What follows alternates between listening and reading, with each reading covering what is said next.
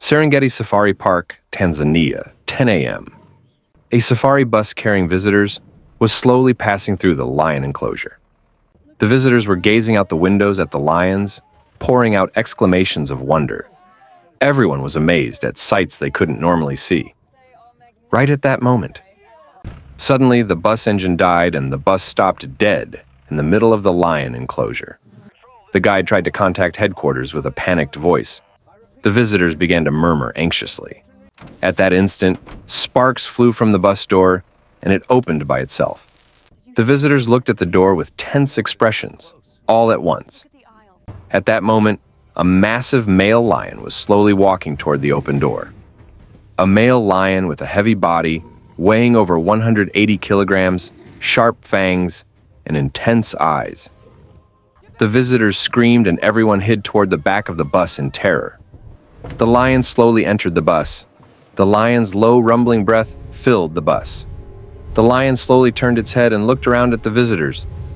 The visitors were frozen with frightened faces. There was nowhere left to run. But one person did not run away and remained sitting in a middle seat of the vehicle, an elderly man who appeared to be about 70 years old. The lion stopped right in front of the old man, and it slowly lowered its head and began to smell the old man. Neck, hands, clothes. The lion deeply inhaled the old man's scent. People watched with bated breath. Everyone thought the old man would be killed by the lion. At that moment, something unbelievable happened. The lion slowly lowered its body and buried its face in the old man's lap. And like a dog meeting its owner after a long time, it sat down right next to the old man. The old man examined the lion with a tense expression. Then, the old man's eyes caught sight of a distinct, lightning-shaped scar on the lion's leg. And with a surprised face, with an expression of disbelief, he whispered, "Could it be, Simba?" Joy and sorrow crossed in the old man's eyes, and the events from 15 years ago began to vividly come back to him as if they were yesterday. 15 years ago, Scott Thompson, who was filming a wildlife documentary in Serengeti National Park at the time, was slowly driving his vehicle through the intense afternoon heat. Then, a low, faint, painful cry was heard. Scott immediately stopped the vehicle and ran toward where the sound was coming from. Under the shade of an acacia tree, a small lion cub, about 2 months old, was dying, caught in a poacher's trap. Scott quickly looked around, but nowhere could the mother lion be seen. However, there were traces of blood spilled a short distance away. It appeared that the mother lion, who had been caught in the trap and resisted, had already been taken by the poachers. Scott hurriedly examined the lion cub's condition. It was unconscious, and the leg caught in the trap was severely infected. If not treated immediately, its life could be in danger. Scott carefully removed the trap. The lion cub lay limp, unconscious. Scott cradled the lion cub in his arms and ran to his vehicle. He carefully laid it on the passenger seat and immediately pressed the accelerator toward the nearest animal hospital. When Scott arrived at the hospital, he took the lion cub to the emergency room. Veterinarian Sarah's diagnosis was cold. The infection had already progressed too far, and the leg was on the verge of necrosis. Saying the golden time had passed, she only administered simple disinfection and painkillers, and she handed Scott a business card for an animal carcass disposal company. Sarah's job was to save animals, but in unavoidable cases she had no choice but to dispose of animals according to regulations. Scott carried the lion cub out of the hospital and carefully laid it on the passenger seat of his vehicle. The lion cub slowly opened its eyes and looked at Scott. In those eyes were the fear and pain of losing its mother, and a desperate longing for life. According to regulations, animals that were difficult to recover should be sent to carcass disposal companies. Scott hesitated for a moment. For 30 years, he had filmed wildlife and witnessed countless animal deaths. He had lived by comforting himself, saying it was the law of nature, that it couldn't be helped. But this time was different. This small life was not dying by the law of nature. It was dying because of human greed. Scott crumpled up the business card from the animal carcass disposal company that Sarah had given him and threw it away. And he drove toward his home. From that day on, Scott's home became a small hospital. Scott took out an old veterinary medicine book and looked for infection treatment methods. At night, he went up to the mountains, found herbs, made an ointment, and applied it to the wound. He fed the lion cub milk every 2 hours and disinfected the wound 3 times a day. Scott gave up sleep and lay down next to the lion cub, checking its temperature and condition all night long. One night, the lion cub's crying was particularly severe. Scott felt helpless about what to do. Then, as if something came to mind, he took out an old harmonica from a drawer. It was a harmonica he used to play with colleagues during breaks at filming sites. Scott sat next to the lion cub and started playing the harmonica. A slow, gentle melody flowed out. The lion cub's crying gradually diminished and stopped, and its rough breathing gradually stabilized. The lion cub fell into a deep sleep with a peaceful expression. After about a month, the pus disappeared from the lion cub's wound, and new flesh began to grow. It gradually regained its strength and began to walk with a limp.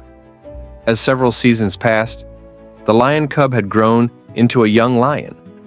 Scott would return from outings to find the lion always waiting at the front door. The two spent every day together like family. As more time passed, the lion became a fully grown male lion, weighing over 180 kilograms. Now it was no longer possible to keep it at home. But it couldn't be returned to the wild either. It hadn't learned to hunt, and although the leg wound had healed, it couldn't run fast enough. It needed continuous protection. Every night, Scott looked at the lion and worried about where it could live happily. After months of deliberation, Scott contacted an animal protection association known for its transparent operations. The association representative checked the lion's condition and promised to find a suitable facility for animals that couldn't return to the wild. They said the association would protect the lion until a facility was found. On the day of filling out the adoption papers, Scott's heart was heavy. While filling out the papers, Scott's hand stopped. There was a space to write the lion's name. Come to think of it, during the 2 years they lived together, he had never once called the lion by its name. After a moment of thought, Scott wrote down the name of the lion he loved most as a child, Simba, and he looked at the lion and called its name for the first time. As if understanding its own name, it buried its head in Scott's chest and rubbed its nose. Scott stroked Simba's mane for a long time, calling its name. Shortly after, a special vehicle arrived at the house to transport Simba. Scott slowly led Simba toward the transport vehicle. In front of the vehicle, Scott stopped and stroked Simba's mane, saying tearfully, "Go to a good place and live well, Simba." Simba hesitated for a moment, but eventually got into the vehicle. Scott looked at Simba quietly with a sad expression. The vehicle carrying Simba departed, and Scott stood there until the vehicle completely disappeared from view. That night, Scott's house was too quiet. Scott stood looking at the empty yard for a long time. 15 years passed since he sent Simba away. Scott's health deteriorated 5 years ago, and he quit his job as a cinematographer. After a thorough examination, he was diagnosed with terminal stomach cancer. If he had surgery, there was a 30% chance of survival, but he would have to spend almost all the money he had saved in his life on surgery costs. Scott's family persuaded Scott to have the surgery, even if it meant selling the house. Scott eventually decided to have the surgery and put the house he had lived in all his life up for sale to raise money for the surgery. A month before the surgery, Scott was quietly spending time at home, but his heart felt empty. For him, who had lived 30 years as a wildlife cinematographer and 2 years with a lion, life without animals was too empty. One day suddenly, Scott missed animals unbearably. The thought that it might be his last made him even more desperate to see animals. Scott got in his vehicle and headed to a safari park an hour away. When Scott arrived at the safari park, he boarded a safari bus. The bus slowly entered the safari. Zebras were grazing and giraffes were eating leaves from trees. Scott felt as if he had returned to his cinematographer days. He couldn't take his eyes off the animals. And the safari bus entered the lion area. Several lions were lying around lazily. Scott looked out the window, lost in old thoughts. Then, a male lion right in front of Scott. raised its head and looked at the bus, and Scott's eyes met with the lion's. Right at that moment, the bus suddenly broke down, and Simba entered the bus. And that's how Scott and Simba were reunited after 15 years. After Scott reunited with Simba, the security team and staff sorted out the situation. The safari park director personally came out and asked Scott to come to the director's office. He said an explanation was needed about what exactly had happened. In the director's office, Scott told the story from 15 years ago. A lion cub caught in a poacher's trap, 2 years of care, and the farewell. The director listened silently and finally spoke. He promised to issue Scott a VIP deck pass so he could see Simba up close every day. He seemed deeply moved by Scott and Simba's story. From that day on, Scott's new daily routine began. Every morning, Scott arrived at the safari park, opened the door to the VIP deck and entered, and Simba was sitting right next to the glass, waiting for Scott. Scott sat on the bench, took out the harmonica that had put Simba to sleep 15 years ago, and began to play. A slow, gentle tone echoed through the deck. Simba closed its eyes, listened to the harmonica sound, and fell asleep peacefully. It was the deepest and most peaceful sleep in 15 years. Scott played the harmonica and sometimes just sat and looked at Simba.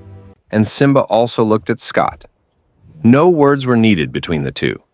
People who saw this scene began to post photos and videos on social media.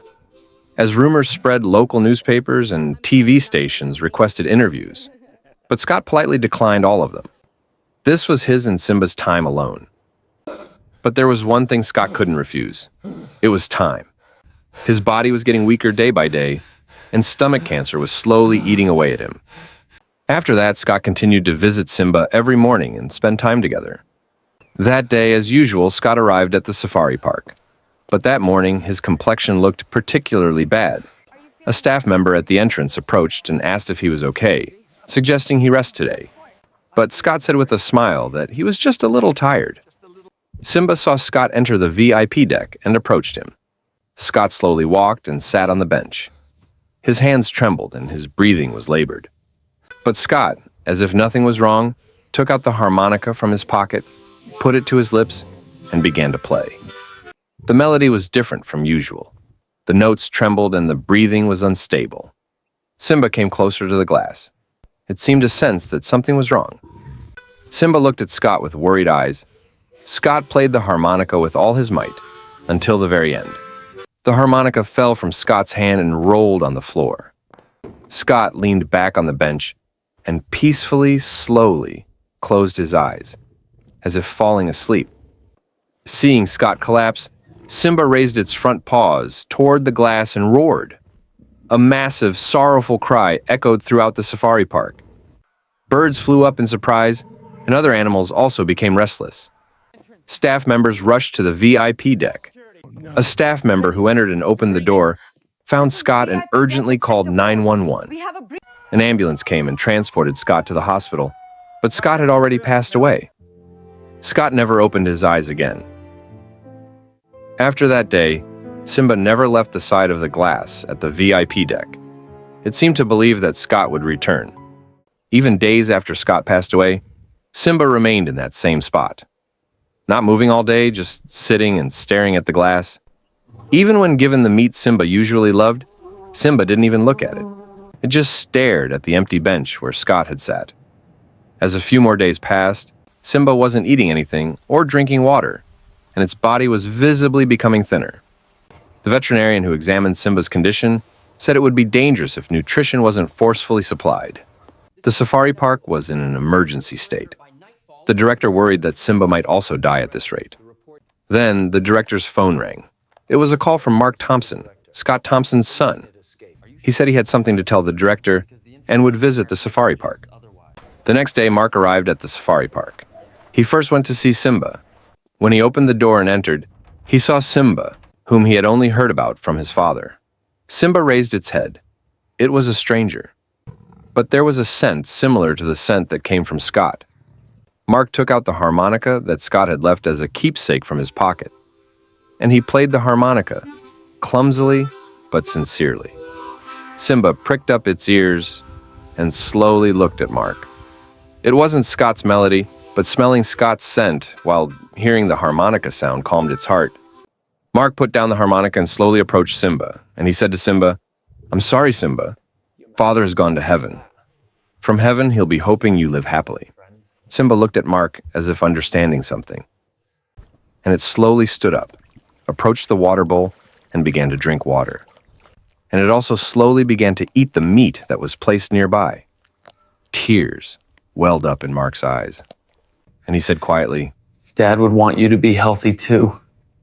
Mark left the VIP deck and went to the director's office. The director welcomed Mark warmly. Mark began to tell the director about what his father had been going through. Scott had actually canceled the scheduled surgery after meeting Simba. Scott chose to spend every day with Simba, even if it was short, rather than an uncertain future spent in a hospital bed. That's how Scott was able to continue spending time with Simba before he died. And he left in his will that all the proceeds from selling his house, which were intended for surgery costs, should be used for wildlife protection. Savanna poaching trap removal projects, wildlife rescue and treatment centers, and safari park environmental improvements. All authority for budget execution and implementation was delegated to the safari park director.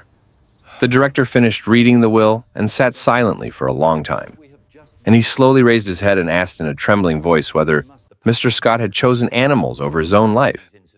Mark nodded and answered. His father had lived his whole life for wildlife. And in his last moment, he chose that life too. The director, with a serious expression, promised to execute Mr. Scott's will without missing a single word. Sometime later, Scott's will began to be executed. First, the Savanna poaching trap removal project began.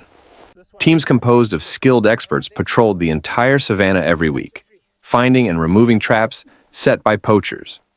And wildlife rescue and treatment centers were established throughout the savanna. Facilities were provided where injured wild animals could receive treatment, along with shelters where they could escape the heat of the sun under large shade structures. The Safari Park Environmental Improvement Project also began. Old enclosures were demolished and spacious. Modern enclosures were built instead. Everything proceeded according to Scott's wishes. And a plaque was installed on the VIP deck where Scott and Simba had spent their final moments together. On the day of the plaque unveiling ceremony, many people gathered, including Mark.